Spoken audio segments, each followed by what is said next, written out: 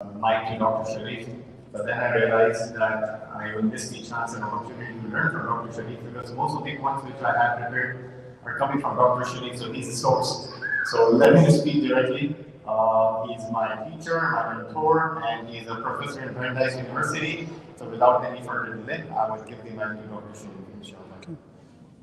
So do I speak here or here? This mic is for live streaming. Oh, I see. Okay. Okay. Can I stand or do I need to sit? Because are they recording this? You can feed whatever you want. Okay. All right, that's fine. Well, if it's being, is it being recorded? Yeah, Okay. but we can adjust the Zoom. So whatever, we can adjust the Zoom. If you want to stand and walk, you can do that. Okay. All right. All right. Bismillah. I think I'll stand because I can't really sit. بسم الله الرحمن الرحيم والصلاة والسلام على رسول الله أشرف الأنبياء والمرسلين وعلى آله وصحبه ومن تبعه بإحسان إلى يوم الدين. السلام عليكم ورحمة الله تعالى وبركاته. It's a pleasure to see everyone this evening, and I very much appreciate the invitation to come out to Worcester. This is the second time that I come to this masjid in this beautiful community, mashallah, under the auspices of Imam Asif. I'm very honored to know him. So I was asked to come this evening and address the topic of basically sexual norms and morality in Islam, and particularly how this interacts with the current discourses in our society surrounding what normally goes under the by the acronym LGBT, which of course stands for lesbian, bisexual, gay, transgender, and there are more letters that are often added to it, LGBTQ, IAA+, and so forth. And before diving into the topic, this is obviously a large topic. It can also be a sensitive topic, so we want to make sure that we cover it from various angles. It's also a topic which has come to represent or to cause a lot of confusion for many Muslims. And unfortunately, there are not too many people who are talking about it in a way that can help Muslims in this day and age navigate these issues. And so it's very important that we come to terms with whatever situation we're in, and that we follow Allah's instructions in the Quran to be people of ulul albab, those of deep reflection, deep understanding, and that we understand the world around us and bring to bear the message that has been given to us on that world in the best way. So before starting, just to kind of see where everyone is coming from, what comes to your mind when you hear this topic? For example, when you read the name of the topic tonight, or what major questions or concerns are motivating you? So if you can just raise your hand, I'll call on you. You'll have to speak loudly though, because there's noise here and it's a big room. Yes, sister?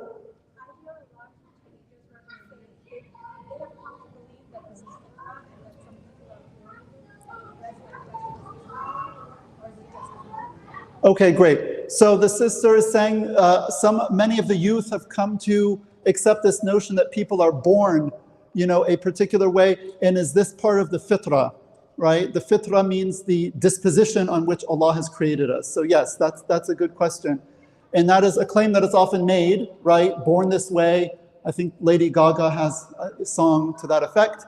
And there's a whole story behind that.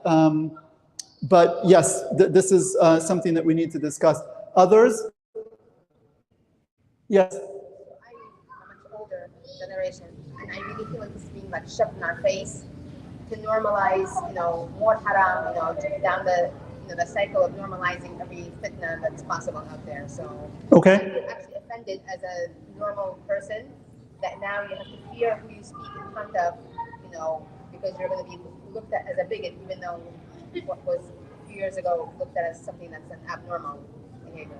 Okay, right. So this feeling that, this whole kind of paradigm is being forced on people or shoved down people's throats, and that there's a basically rapid evolution or change in the moral outlook of society, right? That things that even in this society not too long ago were considered problematic are now taken to be the height of kind of progressivism and enlightenment and open-mindedness. And if you disagree, you're sort of painted with a black brush. Yeah, that's definitely very much out there. Others? Yes, brother? It's become normative to identify with the urges that you have.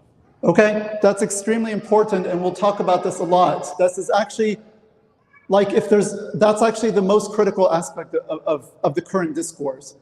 And so the brother said, it has become normal to identify oneself with particular feelings or particular sexual kind of or romantic orientation or interests. And we'll talk about this, that these feelings have existed, these behaviors have existed. I mean, we have plenty of historical evidence for this throughout history, including Muslim societies in the pre-modern period and in the contemporary period. But it is something that is specific to the modern West, particularly as of the late 19th century, to actually identify oneself in terms of one's kind of desires or orientation. This is completely new, and it's very specific to Western culture. This is not a universal thing.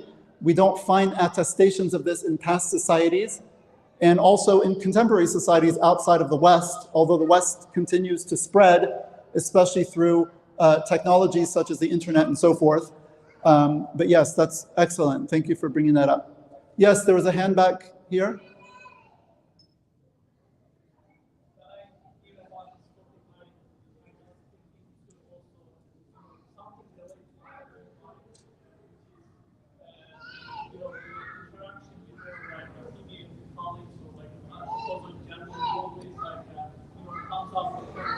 They are nice and we love them. I love my colleagues. I pray for them. At the same time, I don't want to distance them from myself. I don't want to displease Allah subhanahu wa ta'ala.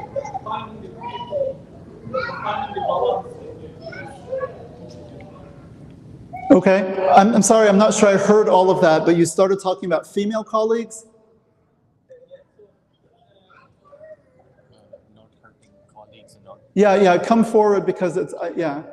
So, most of us work in an environment and we work with both, with the opposite gender all the time. And, and I love my colleagues and I pray for them and I interact with them at the same time. And how do I find balance between pleasing Allah subhanahu wa ta'ala and, also showing them that we love them as well. Okay.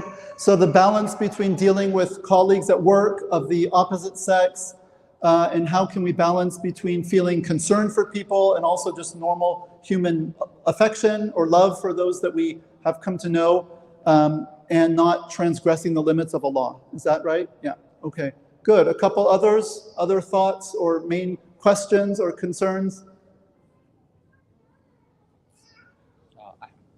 Yes? How do you support people that are going through something like LGBTQ same-sex? Okay, so how do we support people? Are you talking about, I understand about like Muslims who are facing kind of same-sex attractions or gender identity disorder or dysphoria? They're not comfortable in their body. So how can we support them in that struggle in a way that doesn't violate Allah's boundaries? Yeah, okay, sure. Yep, that's very important. We'll get to that as well. Anyone want to have the last word? Any other? Okay. All right, so I will talk and then also try to make it as interactive as possible too, because it's not fun to just listen to someone for a super long time. But before getting into sort of the weeds, I would like to I think it helps to take a step back and to look at, a little bit of a historical perspective and how we got to where we are today. Because this issue, especially for young people, they won't know this, but this is actually very, very new. This is a very new issue, especially the way that it's presented today in the public sphere. So when I was growing up in the 1980s, which is not that long ago, there was some talk about like homosexuality. I mean, LGBT, that acronym didn't exist. I think this probably came about in the early 90s, but that didn't exist. And this was still a new phenomenon as a public phenomenon. And I remember at the time, people would ask the question, what do you think about homosexuality? I mean, you could ask the question. Today, you wouldn't even ask a question because there's only one thing that it's legitimate to think about it, right? But the people would ask the question, what do you think about homosexuality? That was the word used. And it was understood that what you were asking was, what is your opinion? What is your moral opinion on particular actions? That was just understood what the question was about. And most people would have said, oh, I think that's wrong. So the idea was you were thinking of things in terms of actions. It was legitimate to ask what people thought of these actions. And if you were to ask what you thought of the phenomenon, it was understood you were asking about the morality of actions. And again, the dominant view was, okay, yeah, that's not right. Like it's just not, the right way to engage in sexual behavior. If you fast forward to our day, the term homosexuality is not really used much anymore. There is a different term used, which is this acronym LGBT, which I think is problematic for us as Muslims. I think we should avoid using it. And the reason is because language is not innocent, and this term carries a lot of baggage. So it is a term that has a lot of political and social baggage, and it is also an identitarian term. And this goes back to what was your name again, brother? Sunny, what brother Sunny had said, right? That it sort of perpetuates and articulates this identity paradigm. And so today, there is no question, if there's a question at all, it's not what do you think of homosexual behavior, but it's where do you stand on what LGBT rights, meaning where do you stand on the social and political rights of a particular kind of discrete community. So the whole idea of what is this phenomenon even about, what is the moral status of the acts that are involved, all of that is completely taken off the table, and it has been turned into strictly a question of political and social question, right? And of course, it's not really politically correct to voice any opinion other than, oh yeah, I completely affirm and support, and I believe in equality, and I believe in tolerance, and so forth. And so there's been a radical shift in the discourse. So we want to know, how did this come about? So if we go back, I talked about growing up in the 80s. I also grew up at a time, by the way, when the two words gay and marriage had never been uttered together. Like those two words had never been uttered back to back. The concept did not exist. And I think for a lot of young people, it's hard to imagine that. I mean, I remember late 80s or early 90s when gay marriage, and what? What do you mean gay marriage? How could that be? I mean, marriage is a man and a woman, and that's just throughout history, every culture has, you've had polygamy and monogamy, and you've had situations where, there have been large age differences, older men and younger women, and more age egalitarian. You've had many different, configurations of marriage over history. But one thing that's constant is that a marriage has always, always, always been a man and a woman. Like that's sort of universal. And the reasons for that, we'll get into it, are very clear and they're very obvious, although they've been obscured by the current discourse.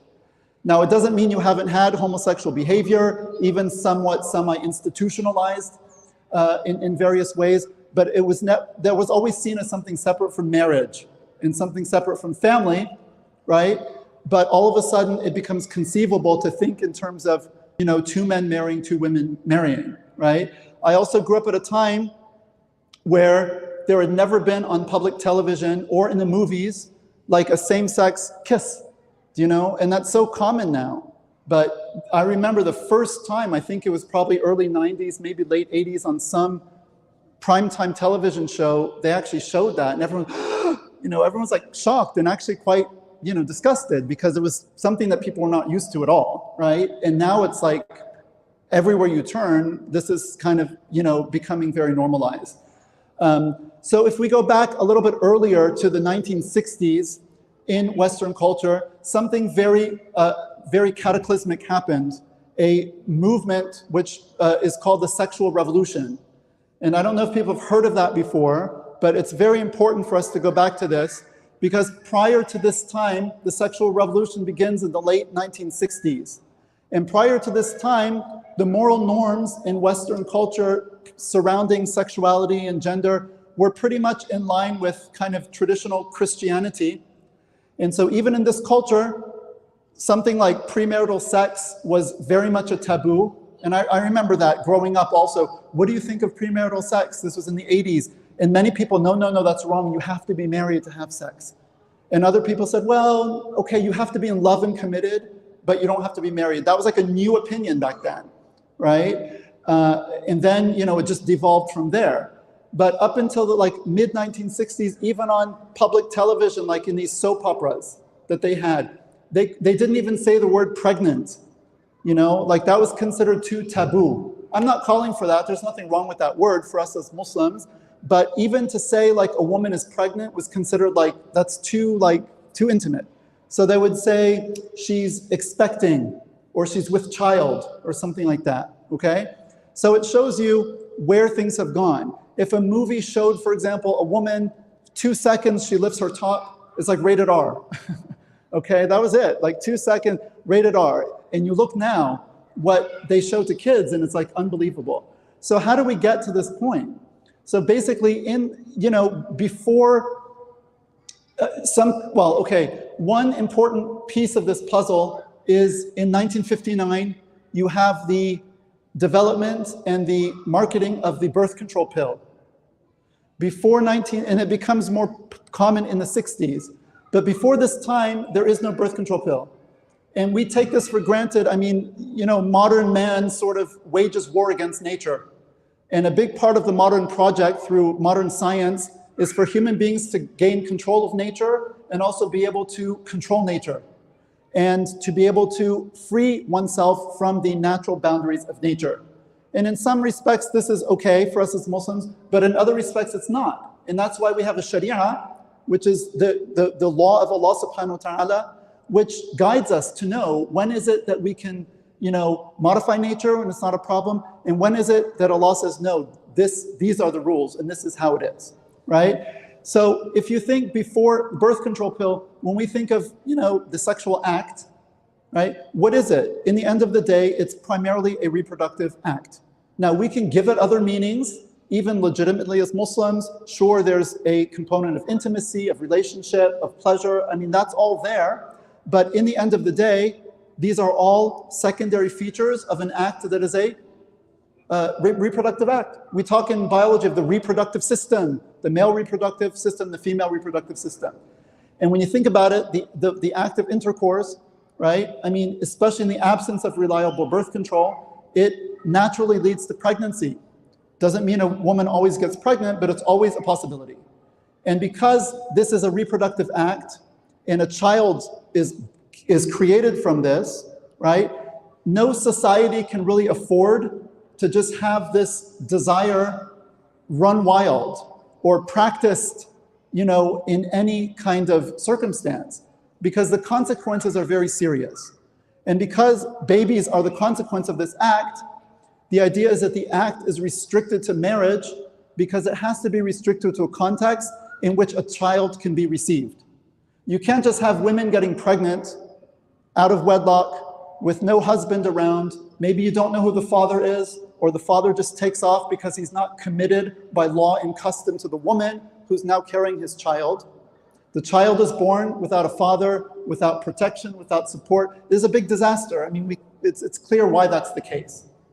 So before birth control, most societies, you don't really have a choice but to be quote unquote conservative when it comes to sexual matters, because you can't just have this run wild.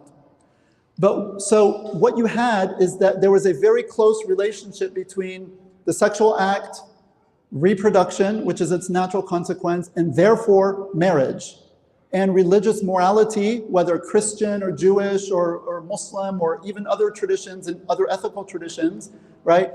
They confine sexual intercourse to marriage because of this natural relationship between the act and reproduction, right? So that's an organic kind of whole.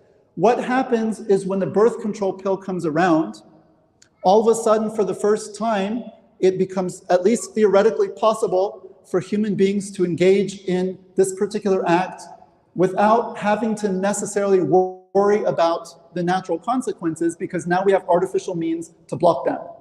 So before the birth control pill, they had condoms, for example, but they were not very effective. So you were always taking a risk.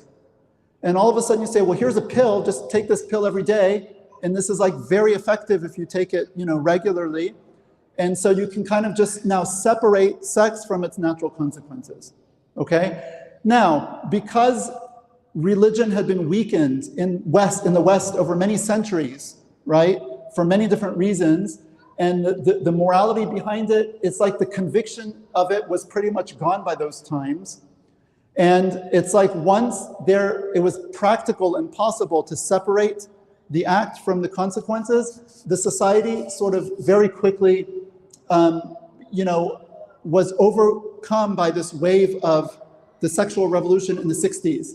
And there are several components to this. One of them is what they call second wave feminism, which is this attempt to kind of encourage women to leave the home and to enter the workforce and to sort of compete with men in the workplace and to call for kind of social and professional equality with men. And the idea was that, there should not really be any gender roles, because before that, men in general were the breadwinners, women by and large were homemakers. Of course, women, you always have like people in poverty where women are forced to work. You always had some women working, but the idea is that it was considered more exceptional. And for middle class and upper class, much of American society and Western society, there was a kind of what was seen as a natural role division between the sexes. So second wave feminism kind of calls that into question. And at the same time, there is a rejection of kind of traditional Christian moral norms surrounding sexuality, okay? And part of that is, okay, we are going to go against this taboo of premarital sex. We're going to overturn these moral laws. We're going to ignore them. We don't care what the church says. We don't care what religion says. We don't believe in that anymore. And we just want to do what we want to do. And this was presented as liberation. We're liberating ourselves from these strictures, from these rules, from all of this stuff, so that we can each, basically realize our own personal autonomy and our individual desires can be fulfilled and so forth. Now, in 1968, or around that time, just as this was getting started, there was at Harvard College, I've heard this, and I have to double check actually, but this is what I've heard. Harvard College was for boys, and Radcliffe was for girls. So most higher education was actually segregated by sex. And this is in a Christian country where they don't even have specific rules like we do as Muslims. We have rules about mixing, we have rules about khalwa, being alone with a member of the opposite sex, we have rules about touching, we have rules about dress. And Orthodox Judaism is very similar in that respect. But Christianity, they know that zina is haram, that's also taught that there's zina, but they don't have specific rules. But the point is, everyone knows human nature. And if you mix men and women all the time, especially young boys and girls, there's going to be trouble. So just common sense, if you're serious about restricting sexual behavior to marriage, you don't just mix people all the time. So most educational institutions were actually segregated by sex. And so Harvard was for the boys and Radcliffe was for the girls. And there was a girl at Radcliffe College who actually was expelled from the university because she was living with a boy outside of marriage. This was like 50 years ago in this country, in this city, very liberal part of the country too, Northeast. That was considered so outrageous and so much a kind of direct challenge to a fundamental moral norm of society that not only was she reprimanded, she was actually expelled. Like, we will not graduate you and give you a degree because what you're doing is so morally outrageous that this is just not acceptable. Okay? Now, today, if you were to even suggest that there's anything wrong with a woman or a man, just exercising their own personal autonomy to sleep with whoever they want with their own consent, and if you were to even suggest that there might be something morally wrong with this, you would be considered like some Stone Age, person who is just coming from outer space. And that's to put it, generously, right? It might, the judgment might be a lot harsher. So we have to realize that this paradigm there's a radical, and when you say revolution, what is a revolution? Revolution is like revolve means to turn. So you're turning something all the way around. And after a revolution, it's like nothing's the same as before. So you look at the American Revolution, the French Revolution, these are like radical, a whole new order is ushered in and you can't go back, right? It's a whole new kind of thing.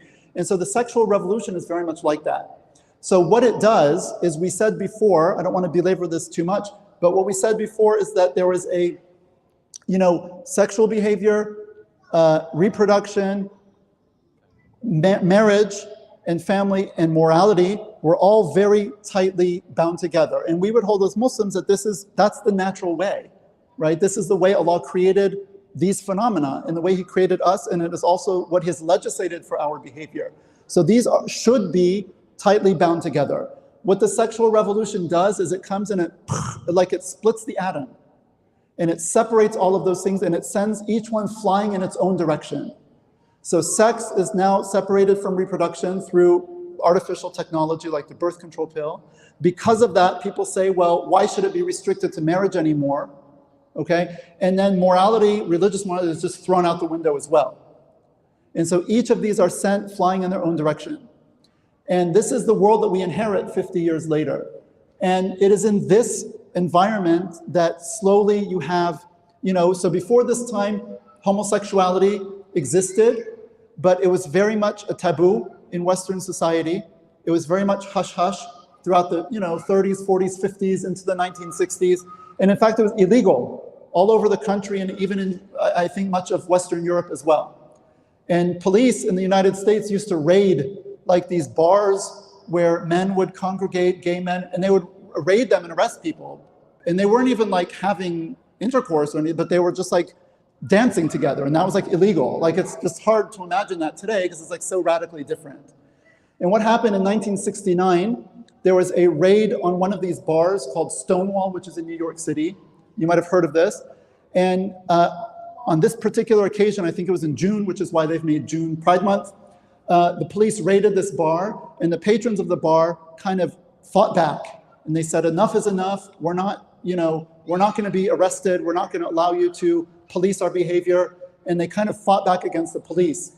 And this was considered the beginning of what came to be known as like gay liberation in the West, in America and across Europe and Australia, like Western countries.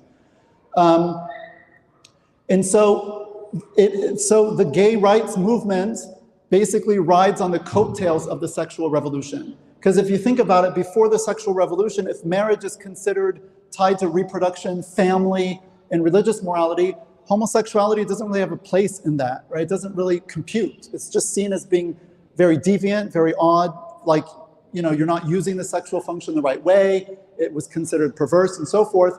But once you separate all those things, now, okay, well, if sex is not necessarily about reproduction, marriage, and morality, then what is it about? Well, now we give new meanings to it. It's about relationships. It's about intimacy. It's about this and it's about that, and pleasure and all of these other things. And so if that's what it's about, and it's not about its natural functions, right, then, okay, now it starts to seem kind of arbitrary why you should approve of, say, heterosexual behavior, but not homosexual behavior, right? Before you would have said, well, it's not natural. Like, it's clear if you look at the male and female bodies that they were designed to complement each other for a very specific purpose. You put two men together, there's too much. It doesn't make sense. It doesn't fit. You put two women together, it doesn't fit. I mean, you could just, from an objective perspective, if we can say, looking at the body and giving that sort of its right and those functions, it doesn't make sense. But when you separate it from that, and again, there's a lot more going on here. There's a whole modern notion of the autonomous individual, that we are here to control our own destiny. There is this idea that there's no kind of purpose in the world. There's no purpose in the universe. There's no inherent purpose also in our bodies or in our, say, sexual functions. All of these are just, we just evolved from like lower creatures by chance. And so here we are. And there's no God in this picture, right? There's no idea that, okay, God has actually created the universe and created us and created our bodies a particular way and has legislated for us. All of that is like gone. This was also all there before, but as the society secularized, these ideas started losing sway. And by the 1960s, this was very, very weak in many people's minds. And so the idea is that I'm just this evolved creature who's just here kind of by chance, and therefore I have full sovereignty over myself. I can control my body. I can decide what I want to do. I can make up my own morality, okay? I can do with my body what I want. My body, my choice, right? We hear this all the time. This is complete from an Islamic perspective, totally false. It's not your body. Did you create it? No, it's not yours. And it's yours, obviously, in a particular way, but Allah owns us and created us, right? And we don't make up what's right and wrong because we have an objective standard, which is Allah subhanahu wa ta'ala, right, has created the world in a particular way and has also guided us through revelation, okay? So all of this is gone, and because of these changes, people start to see, there's more and more talk throughout the 70s, 80s, more of a normalization of homosexuality, okay? And then in the late 1980s, there is a book that is written called After the Ball, How America Will Overcome Its Fear and Hatred of Gays in the 90s. That's the name of the book, okay? And it was written by 2 Harvard graduates, 2 gay men. Yeah, Harvard. One is a psychologist, like a PhD in psychology, I think, and the other one, marketing and advertising. And of course, advertising is just psychological manipulation to begin with. So you have one who's a psychologist, one who's a marketing, and they write this manifesto. It's like a 400-page book. And they put in detail, and people should look at this because you'll be really shocked. This is 87. They put in detail, how are we going to completely normalize, homosexual behavior and identities and so forth, and overcome any resistance in society to this. And it's all laid out in black and white. And they say, among the things they say in there, is they say, we must put forward a particular view. They say in the book that there are a lot of pathologies in our community, meaning the gay community, particularly the male community, and they talk about them in detail, about a lot of the issues and a lot of the kind of dysfunctions and a lot of things. But in their minds, they say all of these are because there's no social acceptance. And if this were not stigmatized, all of these problems would disappear. Well, of course, 40 years later, it's not stigmatized, and those problems still exist. And we would say because they're inherent to this condition and the behavior. But they were alleging that it was because of social disapproval. But I'm just saying, so they say we need to put forth the cleanest face possible. We need to present gay characters to society little by little, right? And make ourselves look just as much like everyone else as possible. They specifically said we need to tone down the very flamboyant sort of drag queens and the very effeminate men and the leather and all of this stuff. Keep that out of the public eye in the beginning because people will have a reaction against that. So we need to present ourselves. They said even literally if you're in a tent and a camel puts its head in the tent, you let the head come in, but you keep the stinky behind out so that people don't they said this. So we're just gonna hide the less the more problematic aspects, and we're gonna present a particular image. And at the same time, they categorize society, and they said there are people who are intransigent, who are gonna be opposed to us no matter what, and mostly these are religious people, conservative religious people. And they said those people, we need to just literally shame them. And they said, we'll call them bigots. We'll say that they're hateful, this and this and this and that. And then they said a way to promote this image is to, I forgot what the technique is called. This is all in advertising and psychology. Again, they have PhDs in this stuff from Harvard. So they say you kind of give a picture of some Southern preacher, Baptist, whatever. People are going to hell, whatever, foaming at the mouth, right, about homosexuality, and then you cut to some kid who's been gay bashed or something, right? And the people in their minds, they put those together. This preacher is responsible for this violence and all of that, and you kind of tar a whole set of opinions as kind of hateful bigotry. And then they said other people are kind of on the fence, and we need to get them over, and other people are ready to be allies. And anyway, I can't go into all of it, but it's very, very explicit. And there's a line in there, I wish I had it with me, and I think people should be aware of this line. It says, we want to gain control of the hearts and minds of the average American through a campaign of unabashed propaganda. They actually called it that. They said, we want to take over people's hearts and minds they didn't say through spreading the truth and through bringing them, even in their minds, they said through an unabashed campaign of massive propaganda. Right? And it's been so successful, not just because of this one book, right? But for many reasons, not just because of this, that many people today, especially young people, they cannot think outside of the paradigm of these two men. It's like everyone's opinion today on this issue is like the gay view of it. It's the view of these two that these two men had in the 80s, that no one shared at the time, that they said, we have a plan so that all of America will basically have our view on this issue. And lo and behold, 20, 30 years later, like that's actually the case. And people within religious communities, especially youth, are starting to leave their religions or reject them or radically reinterpret them because they cannot compute in their heads how could it be that our religions are bigoted, hateful, homophobic, and not affirmative of people's, core identities and all of these things. I mean, we know the language, we hear it all the time, right? And so it's very instructive for us to take a step back, because when you're just swimming in a particular water, you cannot see it. But when you take a step back and you look at developments, right? And you look at the fact that the discourse has been constructed in a very particular way and very deliberately so, then you can say, wait a minute, well, I need to look at this analytically, right? I'm not just going to mindlessly repeat, things that I hear around me. And so, so this is a bit of the historical background. From the 90s on, there's been a kind of continuous march of, ever expanding kind of normalization of this phenomenon. And as Brother Sunny said, a very important aspect of this is, and I think Muslims, we have to be very aware of this also, is the kind of identity paradigm, what I call the identity paradigm, right? A sexual identity paradigm. This, I mentioned earlier in the talk, this is very new, even in the West.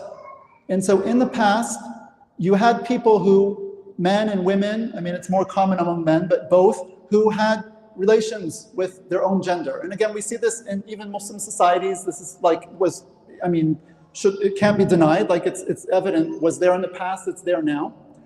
We find it in the literature, it was in the West as well. But the idea is that these were considered behaviors. It was something you did. It's not something that you were. And it's only in the 1860s, I believe 1860, that the word homosexuality was coined for the first time. As science progresses and the medical establishment says, oh, well, this is an interesting phenomenon. Why would there be men who are, having relations with other men or women with other women? We want to understand this, so, kind of scientifically. So they gave it a name. They called it homosexuality. And they first gave it a name to study it. And also as a way, and it was also taken as like a pejorative thing, because it was considered, again, abnormal and sort of a dysfunction of some sort. And so people eventually started labeling other people with this particular word. So it was not just acts that you did. Now you could point to someone and say, okay, this person is a homosexual. Do you see? Using it as a noun, as a particular class of persons. And this is new because, again, before we're talking about behaviors. And in Arabic, actually, in classical Arabic, in the Sharia, we have no term for homosexuality. There's no word for that. People will say, well, oh, isn't homosexuality haram? Well, what do you mean by homosexuality? I mean, we have words for particular behaviors that are forbidden. That's true. But we don't have a word that denotes a person being a particular subclass of people based on sexual desire.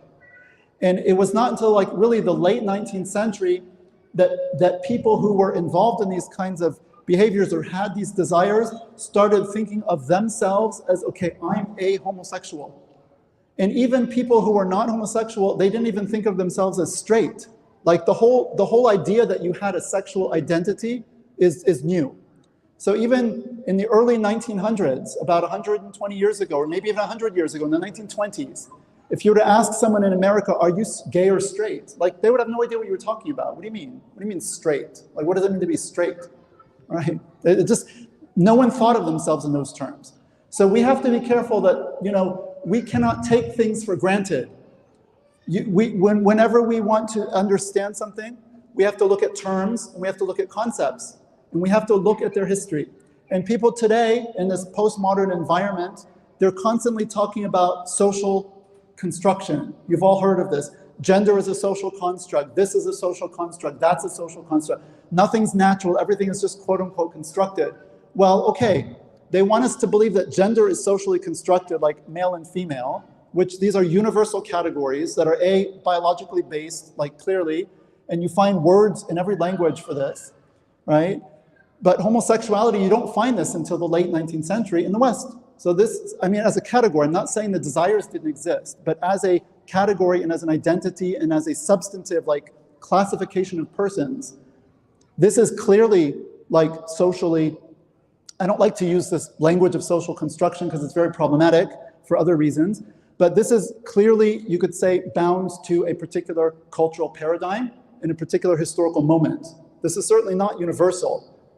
And they want to say that that alone is universal and all these other categories which actually are universal are just constructed. So the whole discourse is very, selective. And if you want to talk about social construction, okay, this whole sexual identity paradigm is itself a construct. And the reason it becomes a problem, so let me just shift to something and then I'll start taking questions because again, I don't want to keep talking.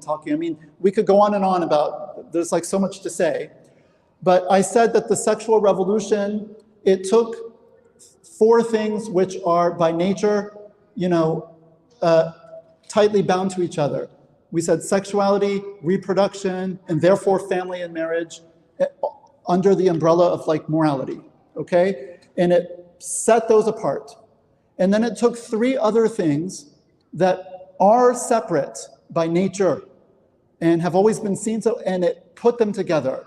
And those 3 things, this is very important, are desires, particularly same-sex desires. So desires, or sexual desire in general, but particularly this kind. Desires, actions, and identity. Desires are one thing. I desire something. It doesn't mean I have to act on it, or it doesn't mean it's moral for me to act. I mean, you could desire many things. We all desire many things, and very often what we desire is actually impermissible or immoral. So just because you desire something doesn't automatically mean that it's okay to act on it. But in this particular case, the idea is that if I have these desires, then the actions that flow from them are kind of justified on the basis of the desire itself. So the actions are justified by the desire. So that's what I mean by putting desire and actions together. The actions are seen to flow from and be justified by the desire. And then, again, a very important ingredient, identity is now added. So the whole thing is made in identity. So if I find that I have same-sex desires, meaning that I am attracted exclusively or primarily to my own sex as opposed to the opposite sex, and we'll talk about this because this is a real phenomenon, and it's also something that people don't choose in general, and we have to be aware of this also and know how to deal with this as Muslims, especially within our communities. But the idea is that if I feel these desires, it's not just a desire that I feel like for zina or drinking or any other shahwa that you might feel. This desire is actually who I am at my core, right? This is who I am. I am a gay person. I am a lesbian. I am, whatever, right? There's a word for it. And I am a particular kind of person because I have these desires. And again, because I have them and I am this kind of person, then the actions flow from that and are considered morally legitimate. And so these 3 things, desires, actions, and identity, are then put together very tightly. Now, what's the problem for this, with this, for us as Muslims particularly? Well, I mean, we judge things according to our revelation, right? And we judge things according to, Allah is the one who commands and prohibits, Allah and His Messenger, sallallahu alaihi wasallam. And we know in the Sharia that there is a very specific legislation with respect to sexual practice and behavior, right? Allah says, except for your spouses and those whom your right hands possess. This comes in the Quran, right? Today we don't have this right hands possessed category. We have only spouses, which is the norm anyway. And so the upshot is that sexual behavior is limited to a man and a woman in a marriage, right? Anything other than that is forbidden. Now, part of that, of course, would be sexual behavior between a man and a woman who are not married, or sexual behavior with someone of your own sex to whom you can't be married, because marriage in Islam is between a man and a woman. okay? And in the Sharia we find, again, certain acts are addressed, including male same-sex intercourse, which is considered a major sin, liwat it's called, right? And this is the sin of the people of Lut, the Prophet Lut. And this is a kabira. It's considered like a major sin and a major crime. And then you also have female, I mean, it's not intercourse, but you could say the word is sihaq. So we have a word for this, and that means grinding. It's like genital grinding. I mean, I'm sorry to be so explicit, but this is what the topic is, okay? So there are words for these behaviors in the Sharia. But again, these are not identity categories. So we would say as Muslims, what is allowed and what is prohibited? We say, okay, these certain acts are prohibited. Now, if you tell that to someone and they say, but wait a minute, the acts, again, this is very important, in the current paradigm, the acts are not just by themselves anymore. The acts are tied to the identity. So when I say they're put together like this, it means that people now think of this in terms of like, these acts flow from my desires, which define my identity. So if you come and tell me that the acts are prohibited, I don't just hear that, or many people today don't just hear that anymore as saying, okay, zina is prohibited, or drinking alcohol is prohibited. They hear this as, I'm prohibited. Okay, you're undermining or you're delegitimizing me, my identity. I say, no, I'm just saying the acts are prohibited. Yeah, but the acts are part of who I am.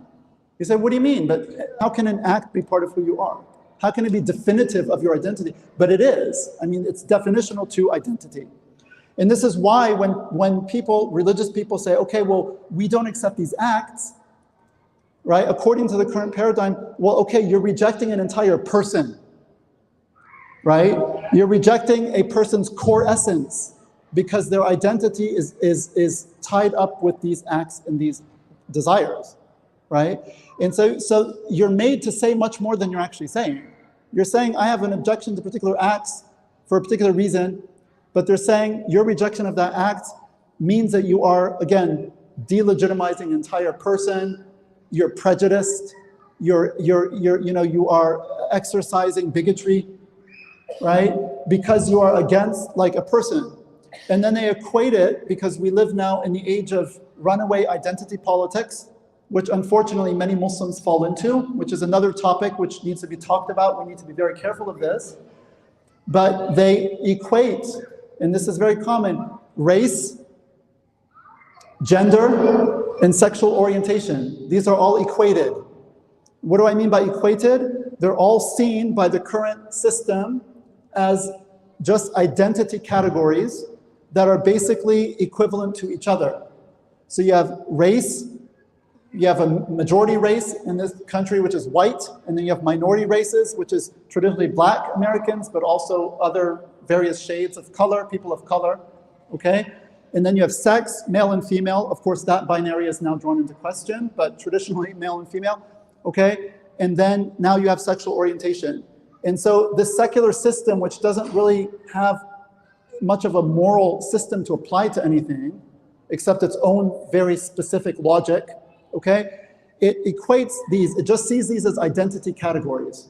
So then you're told, well, if you have a problem with homosexual behavior, you are basically prejudiced and bigoted against an entire class of people. And that class of people defined by sexual orientation is exactly the same as people having a particular race. So if you don't openly affirm and accept and support and promote, for example, homosexual relations, either in your own community or at large, you're basically indistinguishable from like an old-fashioned kind of racist. I mean, racism still exists, but it was much, much more apparent in the past. I mean, there were laws that blacks and whites couldn't marry, right? And there were laws that, okay, there's a white water fountain and a black water fountain. I mean, we don't live in that world anymore, alhamdulillah. I mean, as Muslims, of course, we're totally opposed to racism. It has no place in Islam. Allah says in the Quran, from His signs are the differences in your colors and your tongues, right? It's something to be celebrated. The Prophet ﷺ explicitly said, an Arab is not superior to a non-Arab. We all know this hadith. Nor is a non-Arab superior to an Arab. nor is a black man, a white man superior. They said red, ahmar, but we would say white, superior to a black man, or a black man superior to white, except by taqwa. That's the only relevant. So race is totally irrelevant for us as Muslims. And there was even, some incidents in the seerah and so forth where someone was, insulted, right? For son of a black woman and so forth. And the Prophet, peace be upon him, took a stand against that. That's haram to do. So we are completely on board with, not being racist. Now, current critical race theory and all of that, that's a different story too. I mean, that's not the only way to kind of conceive of racism and to fight it. And it's problematic in its own regard. But I'm just saying, as Muslims, and this is not true of every religion, but as Muslims, there's no rule of the Sharia that is race-based, right? Okay, there are ahkam for Arabs and ahkam for non-Arabs, or ahkam for white people and ahkam for black people. And anyway, as you know, these are kind of artificial anyway. I mean, skin color exists, but to classify it as distinct races and then to give that social consequence, this is also constructed. And we're very much for the deconstruction of this, absolutely, okay? But what about sex? Do we treat sex like we treat race? Because see, you're asked to jump onto this bandwagon. You're a minority and they're a minority. And there are racial minorities and sexual minorities and this and that, and you people are a minority. So either you support all minorities or you all fall together. And many Muslims very superficially just kind of jump onto this without really analyzing. So when it comes to sex, male and female, do we distinguish in Islam between males and females? Yes, we do. Yeah. I mean, men and women, of course, okay, we know that spiritually men and women are equal. They both are, and again, this is not true in every religion. Don't take it for granted, okay? There were times in Christian Europe where they debated whether women had souls. We've never had that debate.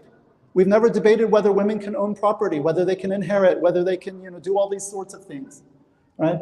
But are there ahkam rules that differentiate between men and women? Of course, there's a whole host of them, because we understand that Allah has created men and women differently. And He says, "Laysa dhakaru kal untha," the male is not like the female.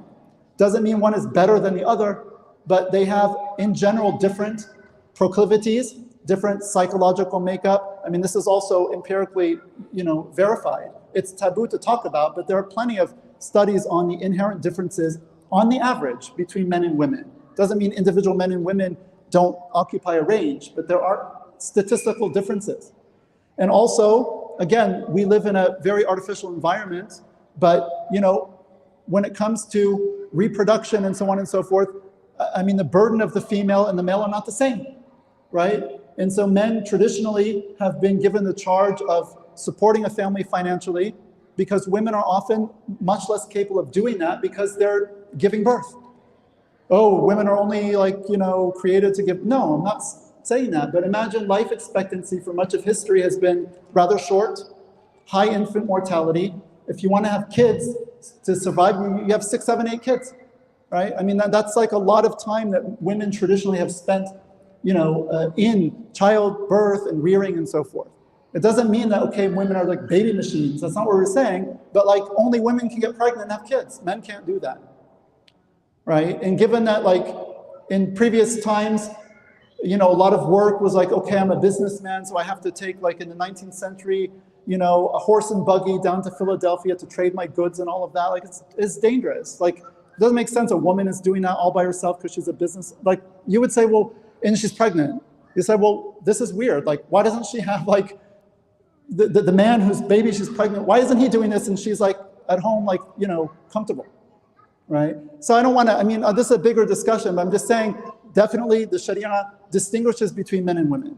And not only, I want to point this out because this is very much against the cultural mood today, the zeitgeist, right? The spirit of the times, is that not only when it comes to kind of reproduction and family structure are there distinctions, but Islam actually celebrates gender difference and even accentuates it, which is the total opposite of modern culture tries to completely level the distinctions between men and women completely, as much as possible, even denying the obvious, okay? In Islam, you look even at the rules of prayer. Men and women don't pray the same. Men, they have their feet further apart. Women, they put them closer together. Men, at least in the Hanafi, it's probably other madhahib also. Men, when they make sujood, it's more like, muntashir, it's spread. Women are supposed to be contracted and closer to the ground. There's this satar. The man is more expensive. It didn't have to be like this. This has nothing to do with reproduction and all of that. But I'm just saying, even in things where you would think, why should there be a gender difference? It's like all throughout the Sharia. Okay? Does that mean we don't believe in justice and equity? Of course we do. But for us, equity and justice for men and women is not to treat them the same. It's not to treat them with this mathematical equality, which is what second wave feminism was calling for. So already we can't really get on board with that, right? We can't get on board with this idea that society will not be just until men and women are 50-50 represented in every single field of endeavor. 50% women in STEM, 50% men, 50% this, 50% that. 50% moms take in the home, 50% dads. No, I mean, this is not natural. It'll never happen except through severe forms of social engineering. And in fact, they have discovered in countries like Sweden, which are super liberal, secular country, that the more gender equal the society is in law, the more men and women naturally tend to differentiate because they're not created the same. Men in general, we don't have to go on and on about it, men in general are more object focused. Women are more focused towards relationships. There's something wrong with that, right? You're not going to find many car mechanics women. Does it mean, because women are too stupid to build cars? No. But who said that's like smart? That's just a different way of thinking. Most women don't care to build cars. If a woman does, that's fine. A woman studies engineering, no problem. But statistically, you will not find the same number of women drawn to such things as men. Okay? Women are much more relational. They think in relational terms, much more than men do. They think about people. Men think more objects in terms of objects and things, right? Now, is it good to think about people? Like, what would the world be if everyone just thought, the way men thought? We need the way women, that's why they're complementary, okay? So for us, the equation of gender with race doesn't work, right? Now, go to something like sexual orientation, which is taken now as the basis of an identity.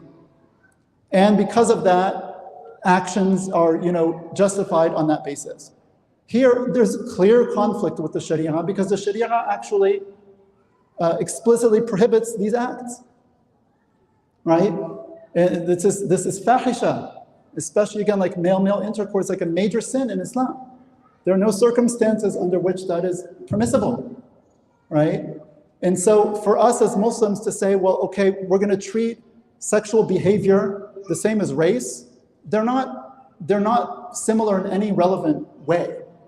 I mean, one is literally something like you have zero control over your skin color, and they'll say, well, I have no control over my sexual orientation. I say, okay, we can talk about that, but you do have control over your behavior, and you are called upon to control your behavior, right? And so for us, those are two completely separate things, but in the contemporary world, in the West, they've been equated. So it's like you either are completely, if you're a decent person, you're totally against racism, totally against quote unquote sexism of any kind, and totally against, homophobia, or what would be called homophobia, or lack of affirmation of same-sex behavior or relationships. And we say, no, those are three completely different things that have nothing to do with each other. The only thing they have to do with each other, it's not even true about sex, is that with race and sexual orientation, we're talking about statistical minorities. Okay, so what? You can have anything that's a statistical minority. That's not relevant. It's not morally relevant. But again, we're working in a secular system that doesn't have any morality. By design, the secular system doesn't take moral concerns into consideration. Okay? So for them, they just say, okay, statistical minority. Well, you can make anything a statistical minority. And we're constantly negotiating as a society, what are the things that should be acceptable, not, and on what parameters. Anyway, there's a longer discussion. The last thing I do want to say before opening it up, and I do thank you for your attention, is everything I've said so far, and I think it's important in our day to approach it this way. This is what I call the objective perspective. I mean, if I can use that term. Objective, subjective, these, we can problematize these, but just what I mean by it is I'm looking at particular actions that Allah has forbidden that we would say are inherently immoral and prohibited, okay? Now, what about the subjective experience? And this goes to the question, what is your name, brother? Ahmed. Brother Ahmed said, all right, what about the subjective experience of someone who experiences same-sex desires or same-sex attractions? And what I mean by that is, and again, we know this because it's spoken about all the time, that there are people who know sometimes or feel different from the time they're very young. And sometimes when they become of age and become sexually aware, you might find a boy who he's 12, 13, 14, and all of his friends start talking about girls and this and this and that, and he doesn't get it because he doesn't feel anything towards girls, but he feels erotic attraction towards men, okay? And often someone would, at least, again, in the West, maybe even now, but certainly in the past, people would discover this with like horror, like, oh my God, what's wrong with me? Everyone else is talking about this and I'm not, I'm not on that wavelength, and I have these other desires, and they've been very taboo and like, things like that. So people often would discover to their horror, especially if you're a Muslim and you live in a Muslim community and you adhere to the deen, you say, okay, well, this is also not acceptable in my community. And I know I can't act on this, and what do I do? And I didn't choose this. So that's a subjective perspective. And we have to talk about that. And we need to know how also to realize there are people who deal with this, and to also be aware of that and know that we need to be able to help people and to provide them an environment where they can live their lives in accordance with the will of Allah subhanahu wa ta'ala as Muslims. And, and be supported in their struggle to do so in what can be a very difficult and trying thing. It's not just black and white, like, oh, okay, that behavior is disgusting and qamlut, whatever. Like, that's okay, that's the objective perspective. But there is a subjective side to it. And I would say that the current, paradigm on this issue in the West, it has gone very much from sort of what we could call an objective view before, where again, these actions were viewed in terms of a larger morality based on family and religion and so on and so forth, and the natural complementarity between men and women and reproduction, right? That's kind of the objective. And no one was looking at like, okay, the subjective experience of the person who has same-sex desires. That just wasn't even on the radar screen. But today, it's completely the opposite. The only thing that we're told is relevant is the subjective perspective. Okay, this is who I am. This is what I feel, and I didn't choose it. Therefore, this must be now normalized, accepted, and made the same and equated with heterosexual relations. Because you didn't choose to be straight. Well, I didn't choose to be gay. So they're the same. You say, wait a minute, because that's a purely subjective perspective. It doesn't mean that sex doesn't have its own rules that apply to it. It doesn't mean that it doesn't have its own function that is objective to it. It doesn't mean, therefore, that that marriage, for example, all of a sudden has nothing to do with gender anymore. Like, that's totally irrelevant. Marriage traditionally is about building families, and only a man and a woman can build a family. Only a man and a woman can create a child. You say, oh, well, we have these artificial technologies. Well, guess what? Those are haram. Because you cannot deprive a child of its mother or father in Islam. You cannot deprive a child of its natural lineage. You cannot bring about a child by having a sperm donor or an egg donor or a surrogate mother. All of this is forbidden. Why? Because one of the major objectives of the Sharia is to protect what they call nasl or nasab, which is lineage. And sometimes we say family, but it's a very specific notion of family based on the natural order that Allah has created. Right? And so the only time you could use something like IVF, in vitro, would be like a married man and a woman. He has healthy sperm, she has healthy eggs, but maybe, I don't know, like her fallopian tubes are blocked, and so the sperm can't get to the egg naturally. So a doctor could maybe artificially fertilize her eggs with his sperm in vitro, and then she carries the baby. That's the only, and that's probably a minority of cases, but that's the only time it would be permissible. Because when the baby is born, you have preserved the natural, inherent, God-given system and order. The baby is born, that's my mom, that's my dad, I know who they are, they're married to each other, and the woman who gave me 23 of my chromosomes is also the one who carried me, which has been the case of every human child born throughout history until like 20 years ago. When now you can have a woman carry a child who's not the child's mother. This is completely, and this again, this is the war on nature that is inherent to the modern project. We will not be limited by nature. We will not be limited by biology. We want perfect, complete, total autonomous freedom. And this is not what Islam is about. Islam is about submission. It's about bondage to Allah subhanahu wa ta'ala. And we understand that it's only through submission to Allah that we are truly free in the end, right?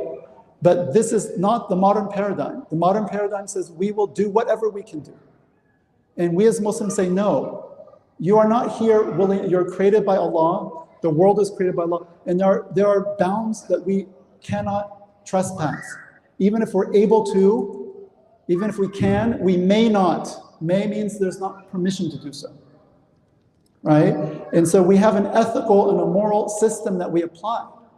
And this should not be a source of concern for Muslims. It should not be a source of embarrassment. It should not be a source of doubt. The fact that Muslims doubt Islam over issues of gender and sexuality means that we have completely adopted a paradigm that is somebody else's worldview, that has nothing to do with reality, has nothing to do with Islam. It means we are not thinking anymore as Muslims. And I will stop with this, that, many people, and especially young people, are having a lot of trouble with these kinds of issues. And Islam is painted as backwards, and prejudice, and sexist, and homophobic, and on and on and on, right? And then we feel like we have to justify Islam on these liberal secular terms, which can't be done, because they're two completely separate paradigms. And one of them is haqq, and one of them is batil. And the question is, which is which? And we know which is which. And it's also evident when you look at things analytically, and when you deconstruct things and look at them critically. Everyone's about critical, look at critical theory, this and that, critical, deconstruct, fine. We'll deconstruct critically all of the stuff that's out there that's making these moral demands on people. And so I say Islamic teachings on gender and sexuality are not a source of doubt. They're the selling point. Because if you look at the pandemonium around us, which we didn't get into, but we all see it around us, okay? We don't know where this is going. Very dangerous social experiment that is afoot right now. And people are playing with fire. And you can't play with fire without getting burned massively. And there's nothing that can save people or show them the light in this madness other than Islam. Because it's the preserved truth from Allah subhanahu wa ta'ala. And it remains that way. And we don't have the authority to just change the rules every time the cultural winds shift, like people in other religions feel that they can do, to keep up with the times and be progressive in all of this. This is not Islam, right? And again, we turn it around. This is not a source of shame and embarrassment. This is a source of our pride. Islamic teachings on gender and sexuality, alhamdulillah, this is a proof of the truth of Islam and a proof of where misguidance leads you. If you're not guided by divine revelation, the mess that human beings, no matter how smart they are on some level, in technologically sophisticated and science and everything, okay, fine. That's one very limited aspect of human intelligence. There's a lot more to it, and it has nothing to do with morality. Right? So I just want to stop there. I did want to say more about the subjective experience, but I'll stop there for now. There's lots of resources in our community, by the way, on these issues. Imam Asif, I shared them with him. He can share them with you also. There's a wonderful podcast that is about to finish now. It's in its 5th season. It will have 88 episodes when it's done. It's on episode like 83 now or something. It is called A Way Beyond the Rainbow. You can look it up, A Way Beyond the Rainbow.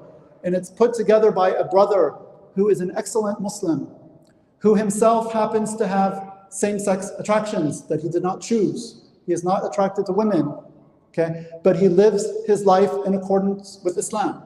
And he serves the deen of Allah. And he has put together this podcast in order to help Muslims who deal with this issue on a personal level, chart a way forward. How can I live my life? How can I understand these feelings? How can I come to terms with them? Is it possible to change them? Is it possible to, and if not, how can I live my life as a Muslim, right? And he is a physician and a medical researcher himself, and is a very pious and practicing Muslim. No, that's a pseudonym. No, he's a born and raised as a Muslim, okay? And there's no religious community that has any resource that's like that. I mean, Christians particularly produce a lot of books and some good material, but people like to listen to podcasts now. And there's nothing that is this complete.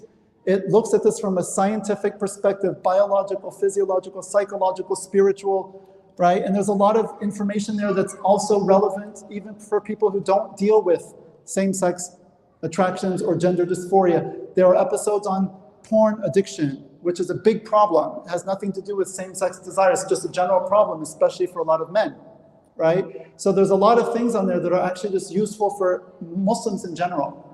But if you know someone who comes to you and says they confide in you, a Muslim, that I have these desires or feelings and I'm freaking out, I don't know what to do, and I want to be truthful to Allah and I want to live according to the deen, you say, if someone comes to you, you have to also be careful. We don't conflate actions and desires and identity. So we have to be consistent. If someone comes and confides, you don't say, oh, you're discussing. No, they said they have a challenge that they're facing. Maybe they never acted on it. Or even if they did, maybe they repented. We don't categorize people based on these things. We don't look at Muslims differently if they tell us that they have this type of desire. I mean, privately, and they come and they're seeking support.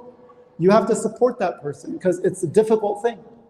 And you can say, look, I understand this is very complex and I'm not an expert on it, but check out this podcast. There's like hundreds of hours of listening that they can explore every possible aspect of this and then try to figure out how can I move forward.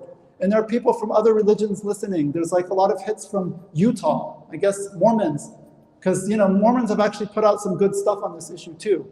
But it seems like some Mormons are like listening to this podcast. May Allah guide people through it to Islam.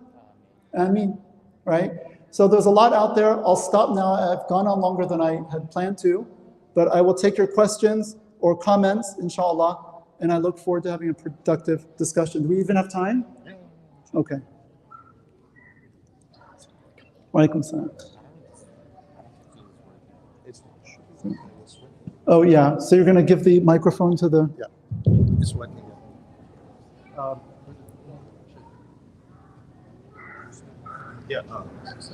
Sorry, he wants to make an announcement for Q&A. Sure, of course. Oh, my man. Assalamualaikum. So I'm going to make a couple of quick announcements and then we'll get to the questions and answers because I know right after the question and answers, we all want to go downstairs and have dinner. Today we have pizza. There is plenty of pizza for everybody, so please grab them. If you're leaving here late and there's extra left, please take it with you. Please, I'm pleading with you that clean after yourself. There are trash cans downstairs by each table. I need a couple of sisters to volunteer on the sister side to serve the pizza. But I need everybody to help clean when you're going, pick a box and put it in the dumpster, inshallah.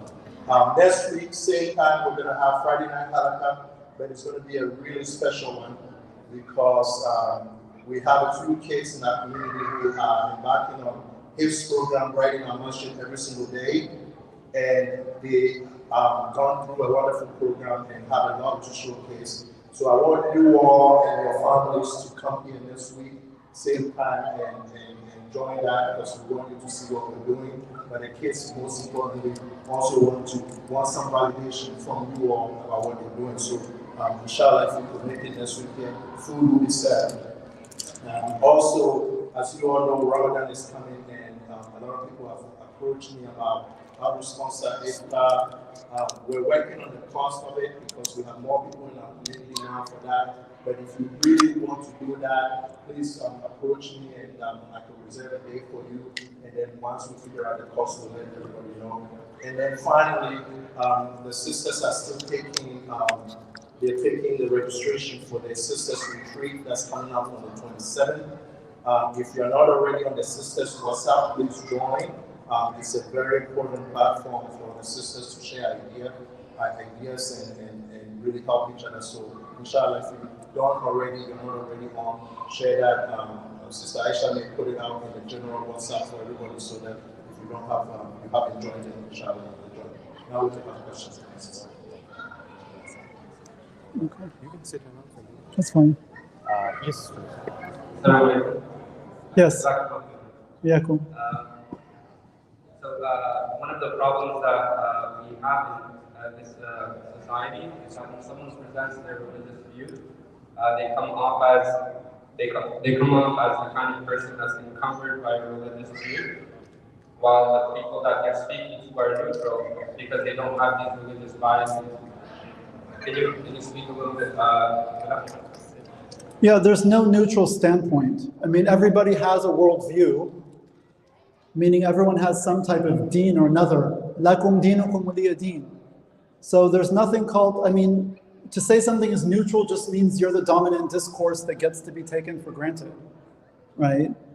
So, we have to learn to speak about our deen in a way that is objective, right? That we're actually claiming things that are objectively true.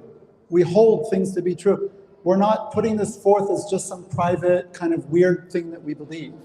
And we need to be prepared to speak, to understand our deen that way, and to speak about it. And when people take a different opinion or view, they also have presuppositions, which is why it's so important, especially in our time and place, to really be able to look at things critically, as I keep saying, and to realize, compare our worldview as Muslims with the worldview that is dominant around us, and to understand what are the premises of each, that each one is based on, and to understand that the other side too has beliefs, they have commitments, they have presuppositions, they have assumptions, right?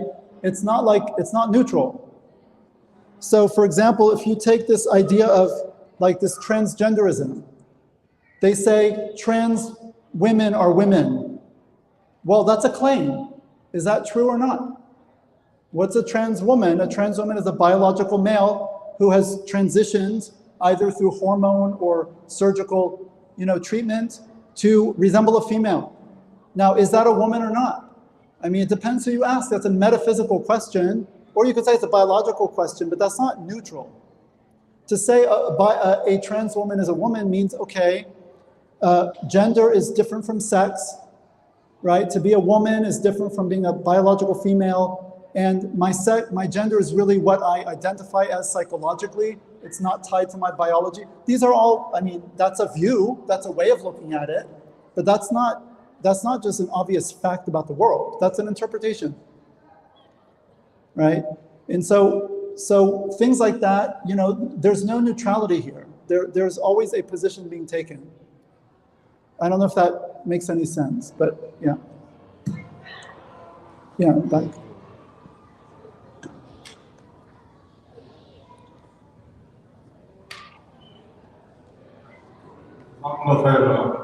Yeah.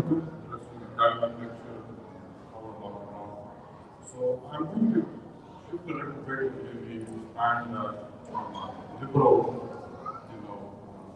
academic perspective, and the way it defines where people think.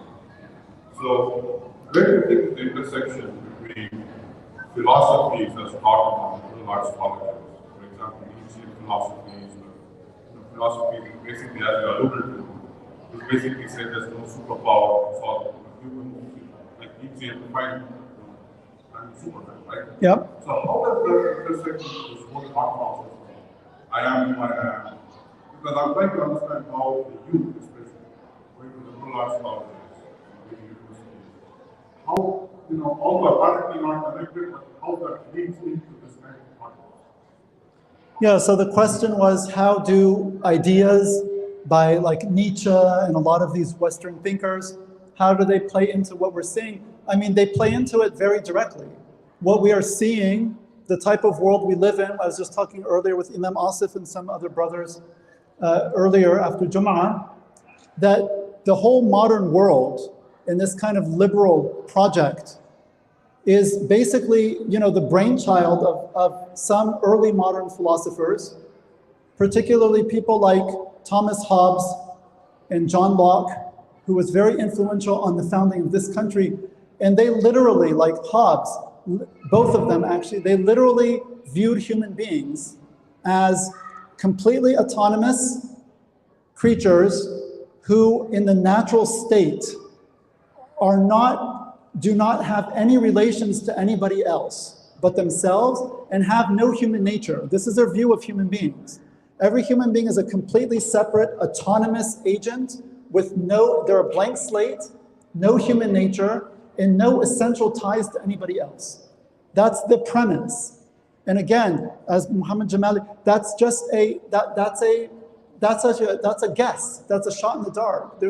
You can't prove that and say, that's just a way of looking. That's just somebody's idea, okay? And so if you take this, every relationship you have, whether it's relation, family, or whatever, all of these are seen as somehow impinging on the natural man, which is this completely autonomous individual with no nature. So this is false. I mean, this is just wrong. Like, it's not true that we have no nature. We do have a nature. And we are not autonomous in that sense, that radical sense. We are born of a mother and a father. We have family ties. We have communal ties. All of this is universal throughout human beings. This is the way Allah has created us.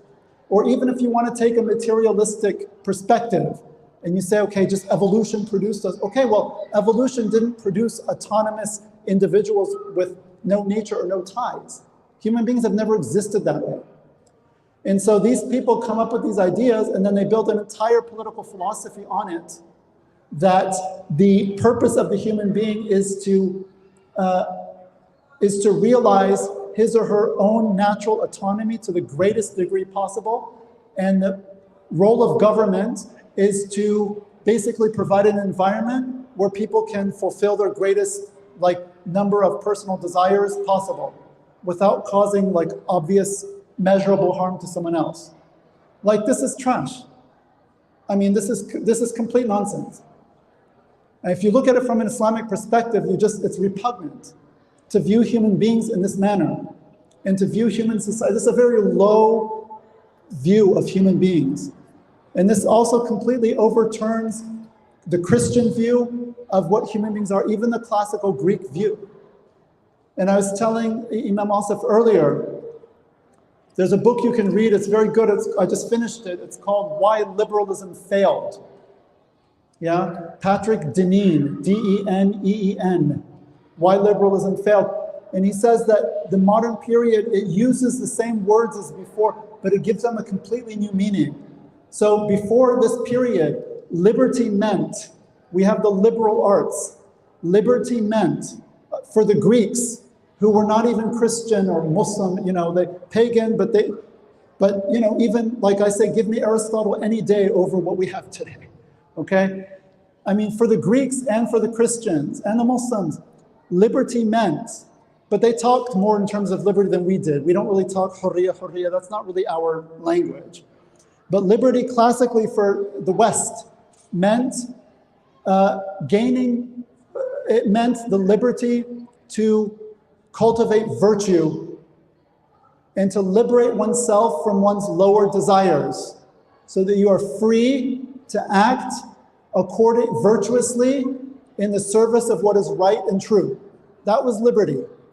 Someone who's free is a person who's free from his desires and is free enough from his desires so that he can choose what is virtuous and right. And those were considered to be real objective things. There is virtue and there's good and there's right. That's what, and a liberal education was supposed to train you to do this. And you can see most of the colleges and universities in America were founded on this old principle. And you could see the original mission statements of so many colleges in this country are to produce virtuous men. They were mostly men studied. Virtuous men, God-fearing, moral individuals, so they could live. And you had John Adams, 1798. He said, no government can have enough power to rein in human greed and passion and lust if these are not controlled by the individual. And he said, our republic, this was in the first days of the American Republic, our republic is created for a religious, moral people, and it is not befitting for any other type of people. No other kind of people can be governed by it. So secular democracy, especially when you're talking about a secularized worldview, it cannot exist with democracy to begin with, right? And the new concept of liberty brought about by Hobbes and Locke and these people throws this into the garbage can. And they literally define liberty, that is every person's birthright, is to have the freedom from any external constraints against you pursuing your desires to the greatest degree possible. That's literally what, and you look at it, what a perverted view of liberty. Like, who are these people, right? But the entire modern mindset is like infatuated with this monstrous idea of liberty. It's a perversion of it, right? And so virtue is seen as not being the path to liberty. Virtue and right conduct are seen as being, they're restrictions against my liberty. Because my liberty is the liberty for me to follow my passions. And so we have to understand these philosophies so that we can understand, because until you study something, you can't see it. This is so pervasive that when you study it, you say, oh, okay, I see where that idea is coming from, and then I can judge it, and then I can, rearrange my own mental furniture. But if we're not looking at these things, it's going to be very difficult because you can't see the water you're swimming in. Sorry, I can't hear anything. It's. Yeah. Should we conclude and you should discuss with them because people are saying that we should conclude? Sure, yeah. Okay. Assalamualaikum. I know that we all have enough questions for Dr. Sharif. But we have to conclude this because otherwise we have to miss out the Fajr after the I know it's a very beautiful talk, and those of you who want to continue, inshallah, you can ask. But officially, we will end this, inshallah. And then those of you who want to interact with Dr. Sharif, inshallah, you can torture him with your questions, inshallah. And Jazakumullah khairan. May Allah subhanahu wa ta'ala reward Dr. Sharif for such a beautiful presentation. And I hope this is not the last time. I already spoke to him and one of our common friends, Brother Naveen, to give the entire weekend Saturday for his workshop. Friday night, Saturday for the entire day. So inshallah, he agreed to it after Ramadan. And I asked Allah subhanahu wa ta'ala to barakah in your time. You're very busy, but you graciously accept our offer. Jazakumullah khairan, and thanks for coming. Jazakumullah khairan. Assalamu alaikum.